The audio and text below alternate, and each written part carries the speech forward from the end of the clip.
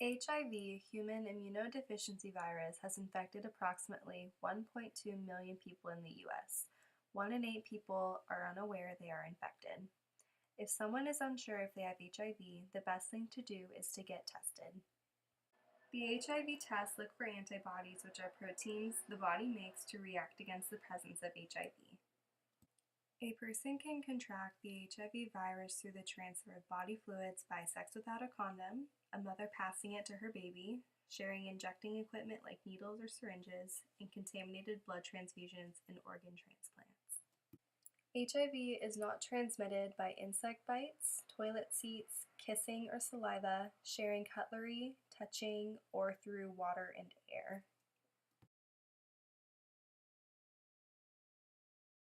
This is a CD4 plus lymphocyte cell. It is a key cell in having a healthy immune system. This cell is needed to fight infection. And this is the HIV virus particle. The HIV virus particle indicated on the top goes through the bloodstream to find a CD4 plus lymphocyte indicated on the bottom. Here, the HIV virus attaches to the receptor on the surface of the lymphocyte. The genetic material, RNA, from the HIV particle enters the lymphocyte. Genetic material, RNA, from the HIV particle enters the lymphocyte. With help of the enzyme reverse transcriptase, the genetic material from the HIV particle replicates itself so it can infect genetic material of the lymphocyte. On a side note, it's called reverse transcriptase because it's the reverse of transcription. Instead of the HIV RNA converting to the complementary DNA from the lymphocyte, it takes the DNA from the lymphocyte and converts it to the retroviral RNA from the HIV. The copies of the virus genetic material are inserted into the genetic material of the lymphocyte.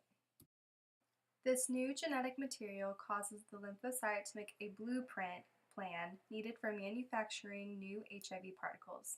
This is indicated by the green. The protein used in this process is indicated by the purple. The blueprint contains the code for making the new virus proteins.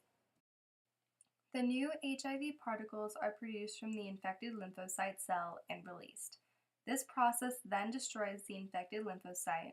From here, the newly made viruses travel through the body off to destroy more CD4 plus lymphocyte cells. Eventually, since the HIV particles will attack as many lymphocyte cells as possible, the cell count will drop dramatically and cause the body's immune system to weaken. When the cell count drops below 200, AIDS, acquired immune deficiency syndrome, will occur. If the HIV virus is left untreated, it will develop into AIDS in about 10 to 12 years.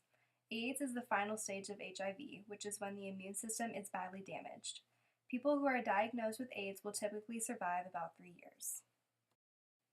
If HIV is treated, it can delay or prevent AIDS. Current treatment plans for HIV are a combination of medicines used to fight the infection. It's called ART, antiretroviral therapy. It's not a cure, but it can control the virus so the person can live longer and healthier, and reduce the risk of transferring it to others. ART prevents HIV from multiplying, and this will give the body's immune system a better chance to fight off infection.